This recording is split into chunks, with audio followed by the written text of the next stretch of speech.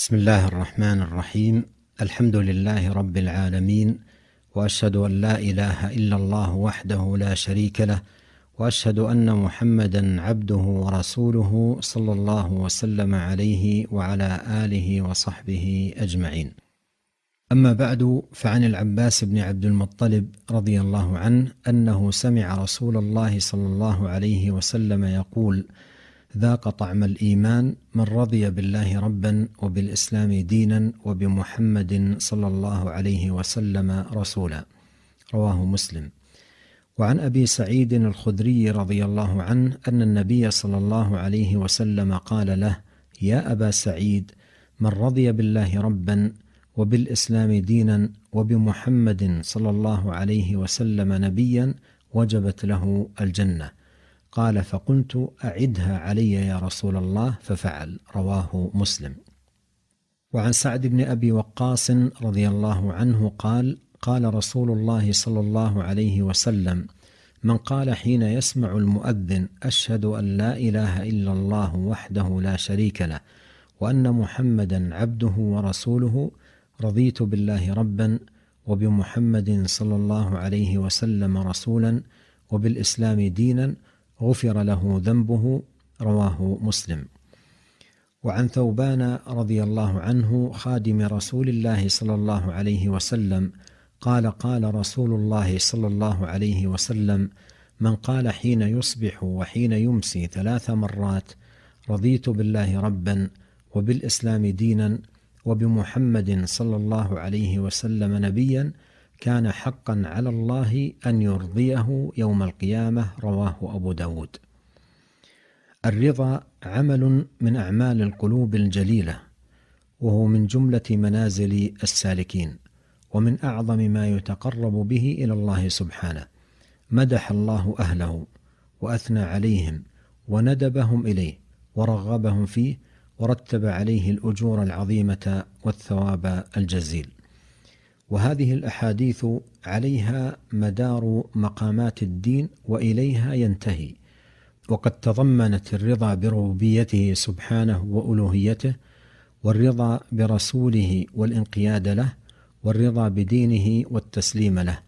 ومن اجتمعت له هذه الأمور فحق على الله أن يرضيه يوم القيامة، وفاز بالغفران والرضوان ودخول الجنان. وقد دلت النصوص أن الرضا نوعان: النوع الأول الرضا بالله، ويدل عليه الأحاديث المتقدمة.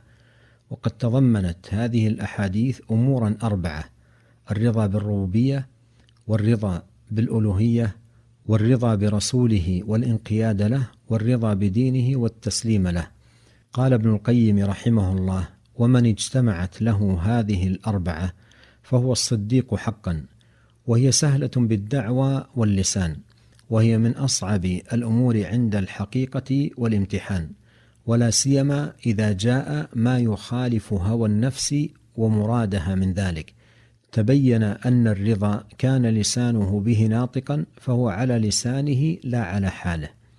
فالرضا بإلهيته يتضمن الرضا بمحبته وحده، وخوفه ورجائه والإنابة إليه والتبتل إليه، وانجذاب قوى الإرادة والحب كله إليه.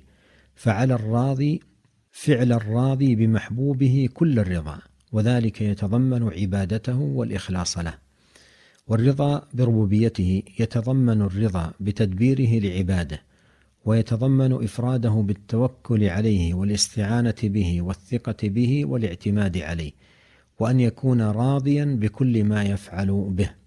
فالأول يتضمن رضاه بما يؤمر به، والثاني يتضمن رضاه بما يقدر عليه. وأما الرضا بنبيه صلى الله عليه وسلم رسولا، فيتضمن كمال الانقياد له والتسليم المطلق إليه، بحيث يكون أولى به من نفسه، فلا يتلقى الهدى إلا من مواقع كلماته، ولا يحاكم إلا إليه، ولا يحكم عليه غيره، ولا يرضى بحكم غيره البتة، لا في شيء من أسماء الرب وصفاته وأفعاله، ولا في شيء من أذواق حقائق الإيمان ومقاماته، ولا في شيء من أحكام ظاهره وباطنه، لا يرضى في ذلك بغير حكم الله، ولا يرضى إلا بحكمه، فإن عجز عنه كان تحكيمه غيره من باب غذاء المضطر إذا لم يجد ما يقيته إلا من الميتة والدم. وأحسن أحواله أن يكون من باب التراب الذي إنما يتيمم به عند العجز عن استعمال الماء الطهور. وأما الرضا بدينه فإذا قال أو حكم أو أمر أو نهى رضي كل الرضا، ولم يبق في قلبه حرج من حكمه وسلم له تسليما، ولو كان مخالفا لمراد نفسه أو هواها أو قول مقلده وشيخه وطائفته. والرضا بالله فرض افترضه الله على كل مسلم، فلا إسلام ولا إيمان إلا به، وهو أن يرضى به سبحانه ربا خالقا مدبرا، ويرضى به معبودا بحق لا معبود بحق سواه، فإياه يقصد وإليه يلجأ، وله يصرف أنواع العبادة، ولا يجعل معه شريكا ولا ندا. ولا يتم هذا الرضا بالله إلا بالرضا بدينه والرضا بنبيه صلى الله عليه وسلم. ولهذا جمعت في الأحاديث المتقدمة. وهذا النوع من الرضا متعلقه أسماء الله سبحانه وتعالى وصفاته. والنوع الثاني هو الرضا عن الله بما يفعله بالعبد ويعطيه إياه، وهذا متعلقه ثواب الله وأجره وعطاؤه ومنه وعونه سبحانه. فالأول وهو الرضا بالله أصل، والثاني وهو الرضا عن الله فرع عنه. الأول فرض باتفاق أهل العلم، والثاني وإن كان من أجل الأمور وأشرف أنواع العبودية فلم يطالب به العموم لعجزهم عنه ومشقته عليهم، وأوجبته طائفة كما أوجب الرضا به. والتحقيق أن الواجب في مثل هذا المقام هو الصبر، والرضا مستحب، ومن أكرمه الله عز وجل في هذا المقام بتحقيق الرضا فاز فوزا عظيما. ثم إن تحقيق هذا المقام والظفر به يتطلب من العبد أمورا عديدة جاءت مبينة في كتاب الله عز وجل وسنة نبيه صلى الله عليه وسلم، إلا أنها في الجملة ترجع إلى أمرين عظيمين وأصلين متينين ينبغي على كل ناصح لنفسه أن يعنى بهما أشد العناية. الأمر الأول ابتغاء الرضوان، وفي هذا يقول الله سبحانه: ومن الناس من يشري نفسه ابتغاء مرضات الله والله رؤوف بالعباد. ويقول جل وعلا: ومثل الذين ينفقون أموالهم ابتغاء مرضات الله. ويقول سبحانه: لا خير في كثير من نجواهم إلا من أمر بصدقة أو معروف أو إصلاح بين الناس ومن يفعل ذلك ابتغاء مرضات الله فسوف نؤتيه أجرا عظيما. ويقول جل وعلا: ما كتبناها عليهم إلا ابتغاء رضوان الله. والآيات في هذا المعنى كثيرة. والأمر الثاني اتباع الرضوان. يقول الله سبحانه: أفمن اتبع رضوان الله كمن باء بسخط من الله ومأواه جهنم وبئس المصير.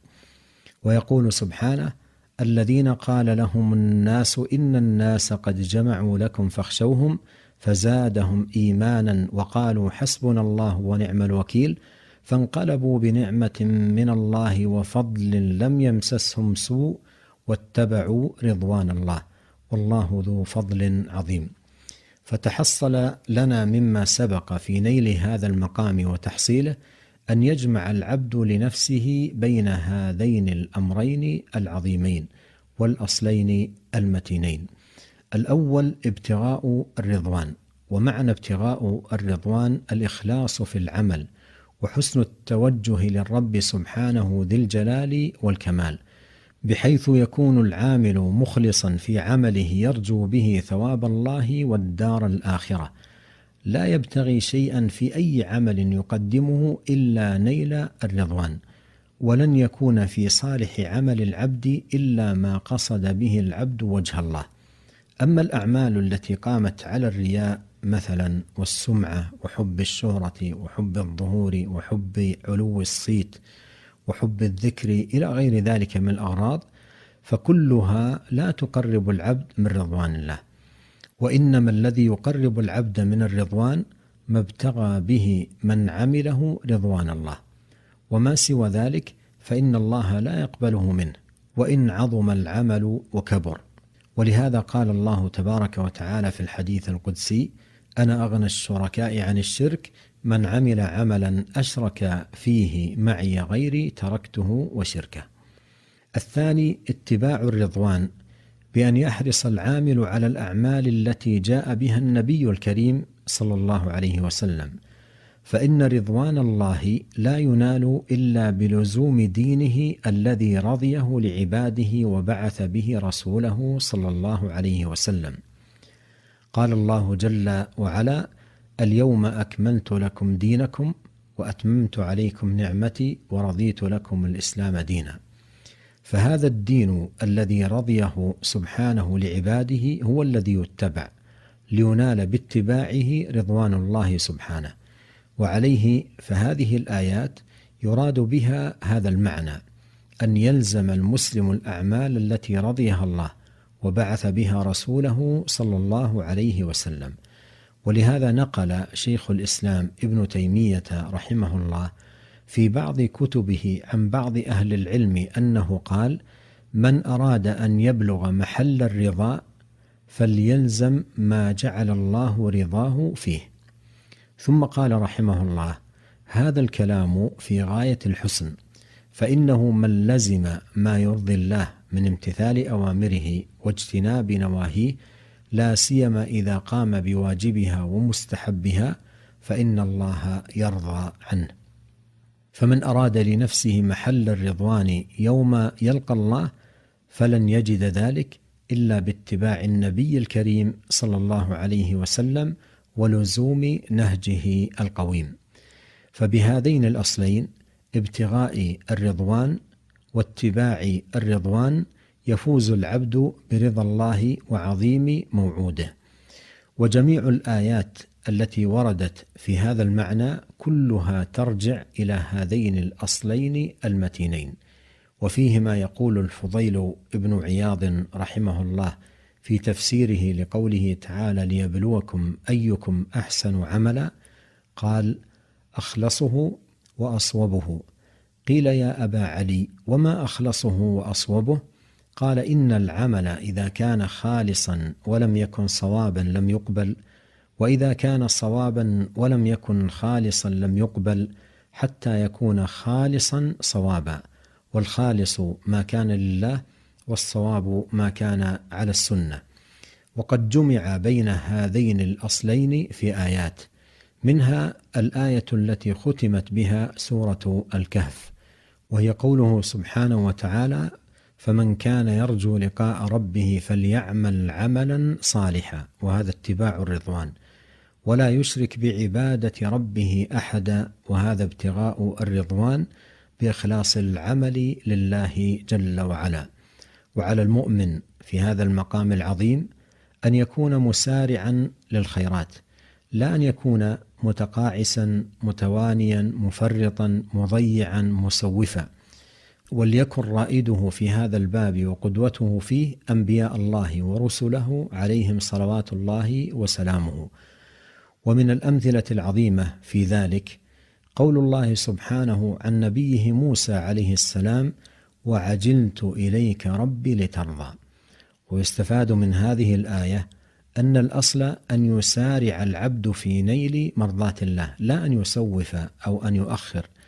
فكم من أناس أخروا أعمالا ينال بها رضوان الله سبحانه فداهمهم الموت وباغتهم الأجل قبل أن يحققوا تلك الأعمال وقبل أن يفوزوا بتلك الخصال.